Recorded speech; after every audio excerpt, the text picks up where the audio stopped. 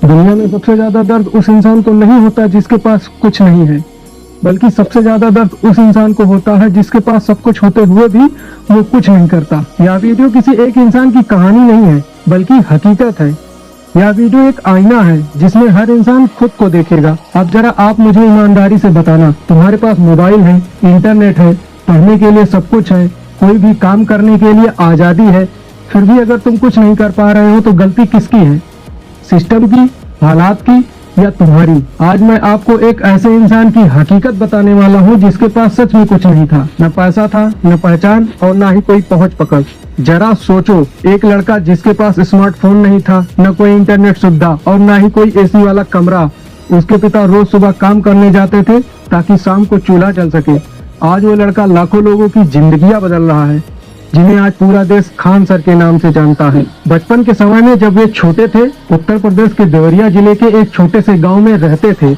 उनके परिवार में एक माता पिता और 2 भाई थे। माँ घर का काम करते थे, पिता रोज सुबह काम करने जाते थे ताकि शाम को खाना मिल सके। उस समय कोई इंटरनेट नहीं था, कोई सुविधा नहीं थी। तब इनका नाम फैजल खान था, जिन्हें आज दुनिया खान सर कहती है। बचपन का सपना था फौजी बनने का। एनडीए पास किया, सैनिक स्कूल निकाला। ये खुश बहुत थे, दिल आसमान में उड़ रहा था, लेकिन शरीर साथ नहीं दे पाया। ये मेडिकल में बाहर हो गए।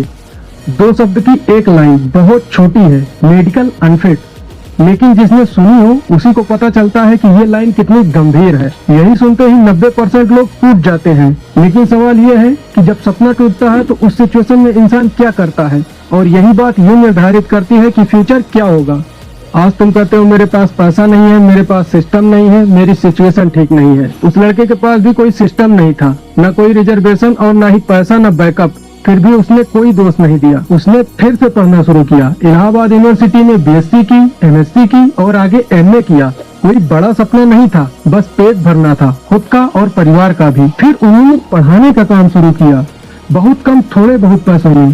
कोई कैमरा नहीं, कोई तालियां नहीं। यहाँ एक बात समझ में आती है, जो लोग सिचुएशन को एक्सक्यूज बनाते हैं वो कभी आगे नहीं बढ़ पाते। लेकिन यहाँ उन्होंने अपनी जिम्मेदारियों को ध्यान में रखते हुए समझदारी के साथ जीवन में आगे बढ़े। लेकिन असली खेल अभी शुरू नहीं हुआ था, क्योंकि सन 2020 आने वाला था, जब पूरी दुनिया बंद हो रही थी। तब एक आदमी की किस्मत खुलने वाली थी। सन 2020 आया, पूरी दुनिया रुक गई, सड़कें खाली हो गई, दुकानें बंद हो गई, सबके सपने सस्पेंड हो गए। तुम्हें याद है ना, लोगों की नौकरियां चली गई थी, स्कूल क्लासेस बंद हो गई थी, कोचिंग सेंटर ठप पड़ गए थे। उसी समय पटना में एक छोटा सा कोचिंग सेंटर भी था, जिसका नाम खान जीएस रिसर्च सेंटर था। इसमें भी ताला लग चुका था। तो कहने का मतलब पूरी दुनिया बंद हो चुकी थी। ऐसे सिचुएशन में भला कोई इंसान क्या कर सकता है? लेकिन खान सर ने कोई बहाना नहीं बनाया। ये मत समझना कि खान सर के पास उस दिन कोई बहुत बड़ा प्लान था, नहीं। न कोई स्टूडियो था, न कोई कैमरा और न ही कोई टीम थी। बस एक व्हाइट बोर्ड और एक मोबाइल थी। और हाँ, डर भी, वही डर जिससे तुम रोज भागते हो कि अब क्या होगा। कोई और होता कोविड काल में तो घर बैठ जाता, लेकिन खान सर ने कहा, क्या हुआ अगर मैं कुछ नहीं बन पाया तो? क्या हुआ अगर बच्चे कोचिंग नहीं आ पा रहे हैं तो? मैं बच्चों को तो कुछ बना सकता हूँ ना, मैं मोबाइल से तो पढ़ा सकता हूँ ना। इसीलिए खान सर कहते हैं, जेब में गांधी हो या ना हो, लेकिन दिल में आंधी जरूर होनी चाहिए। पहला वीडियो डाला, 100 व्यू भी नहीं आए। दूसरा वीडियो डाला, फिर तीसरा वीडियो डाला, कोई लाइक नहीं, कोई वायरल नहीं, और यही 90% लोग टूट जाते हैं। लेकिन खान सर रुके नहीं, क्योंकि वो ये नहीं देख रहे थे कि कितने लोग देख रहे हैं, बल्कि वो ये देख रहे थे कि कितने बच्चों का भला हो रहा है। न अंग्रेजी का दिखावा, न भारी शब्दों का प्रयोग, सीधी भाषा में देसी उदाहरण के साथ इतिहास ऐसे पढ़ाया जैसे गली की कहानी हो, भूगोल ऐसे समझाया जैसे गांव का नक्शा हो। और यही बात सिस्टम को चुभने लगी, क्योंकि जब शिक्षा आसान हो जाती है तो कारोबार खतरे में पड़ने लगता है। एक वीडियो, फिर दूसरा और तीसरा, धीरे धीरे करके आगे बढ़ते गए।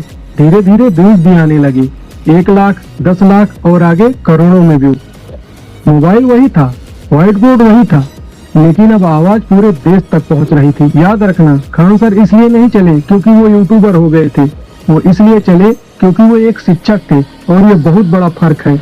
आज तुम कहते हो मेरे पास कोई रिसोर्स नहीं है, उस इंसान के पास भी कोई रिसोर्स नहीं था, लेकिन इरादा पक्का था कि क्या हुआ अगर मैं कुछ नहीं बन पाया तो? मैं औरों को तो बना सकता हूँ ना।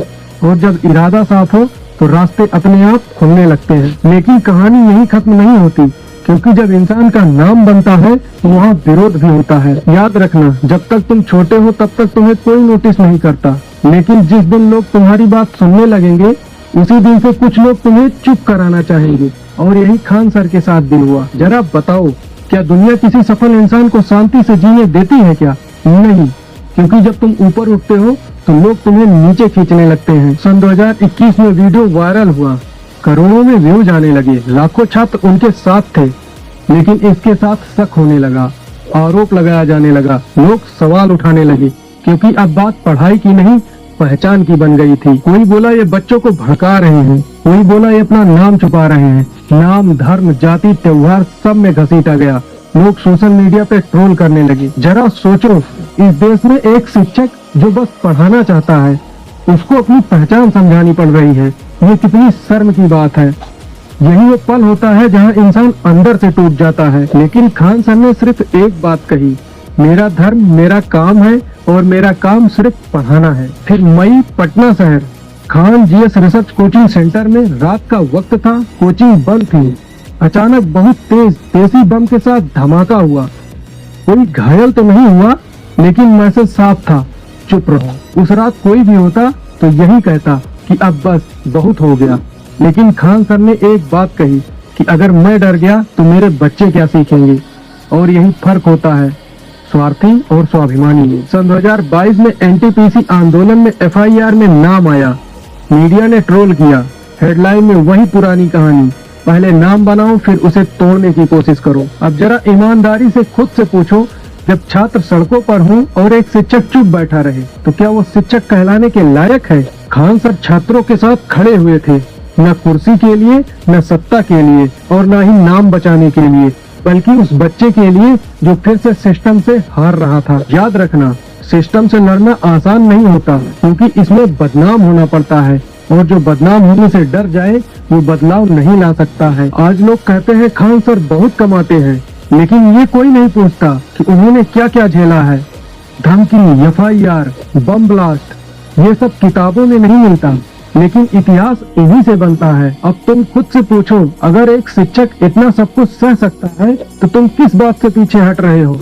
और हाँ, कहानी अभी खत्म नहीं हुई, क्योंकि असली परीक्षा तब होती है जब पैसा दरवाजा खटखटाता है। अब जरा एक पल के लिए रुककर सोचो, वह आदमी जिसके पास कभी किराया देने के पैसे नहीं थे, आज वह महीने के 15 से 20 लाख कमा रहा है। यूट्यूब से, एप्लीकेशन से, कोचिंग सेंटर से पैसा आ रहा है। यही ज्यादातर लोग बदल जाते हैं। एक ऑफर आया था 1 अरब 7 करोड़ का, बस एक साथ एजुकेशन को बिजनेस बना दो। अब अपने आप से पूछो, तुम होते तो क्या करते? खान सर ने कहा नहीं, क्योंकि वो जानते थे कि जिस दिन शिक्षा बिक गई उस दिन गरीब हार जाएगा। लोग सोचते हैं अब तो सब मिल गया, लेकिन उन्होंने एक और मोर्चा खोल दिया, अस्पताल। 16-16 करोड़ की मशीनें और इलाज की फीस मात्र 40 से 50 रुपए। जहां लोग बीमारी पर भी मुनाफा कमाते हैं, वहां कोई कह रहा है कि इलाज अधिकार है सबका। आज वही लड़का लाखों बच्चों की आवाज है। आज वही लड़का कहता है अगर मेरा छात्र फेल हुआ तो गलती मेरी है।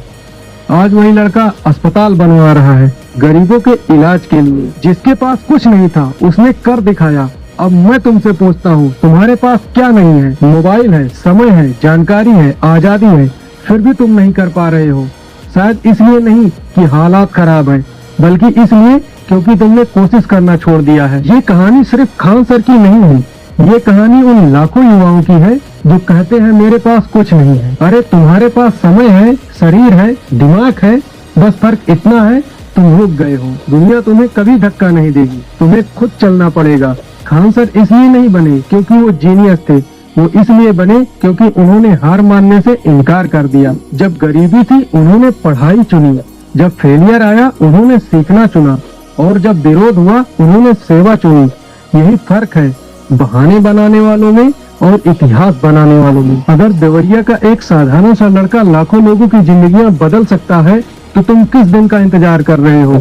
याद रखना, दुनिया उन्हें याद रखती है जो हालातों से नहीं खुद से लड़ते हैं। ये कहानी हम सब की है, फर्क बस इतना है उसके पास कुछ नहीं था और हम सब के पास बहुत कुछ है। उसके पास न पैसा था, न पहचान, न बैकअप और न ही कोई इंटरनेट सुविधा, फिर भी वो रुका नहीं। और तुम्हारे पास मोबाइल है, इंटरनेट है, जानकारी है, काम करने के लिए आजादी है, फिर भी तुम कहते हो समझ में नहीं आ रहा है, क्या करूं? सच बोलूं, समझ उसे नहीं आती जो डरता नहीं है, समझ उसे नहीं आती जो जिम्मेदारियों से भागता है। खान सर कोई सुपर हीरो नहीं था, वो भी डरता था, वो भी टूटा था।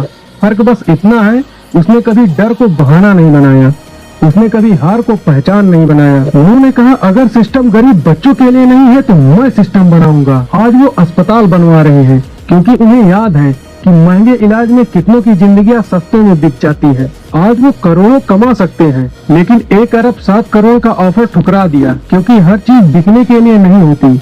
देश में अभी भी सबसे कम पैसों में पढ़ाई खान सर के यहाँ होती है। आखिरी सवाल आपसे है, आप क्या कर रहे हो? किस दिन का इंतजार कर रहे हो? किस बात का इंतजार कर रहे हो? सही टाइम, सही मूड या सही हालात? जिसने बुरे हालातों में काम करना सीख लिया वही इतिहास लिखता है, बाकी लोग सिर्फ वीडियो देखते हैं। आज अगर ये बात आपको चुभ रही है तो ये समझ लेना कि ये कोई मोटिवेशन नहीं है, ये आखिरी चेतावनी है। या तो तुम भी किसी दिन किसी का उदाहरण बनोगे या फिर जिंदगी भर दूसरों की कहानियां देखते रह जाओगे। फैसला आज करना है क्योंकि कल सिर्फ पछतावा होता है। अगर यह वीडियो किसी एक इंसान को भी उठने पर मजबूर कर दे तो यह समझ लेना कि इसका मकसद पूरा हो गया। मैं आशा करता हूँ कि आप अच्छे हैं, तो आज से मन में निस्वार्थ सेवा और मानवता का भाव लाइए। आज से कुछ करना स्टार्ट कीजिए, मुझे खुशी होगी। वीडियो पसंद आया तो चैनल को सब्सक्राइब जरूर करना। मिलते हैं आपसे अगली वीडियो में। समय देने के लिए आपका धन्यवाद। जय हिंद, जय भारत।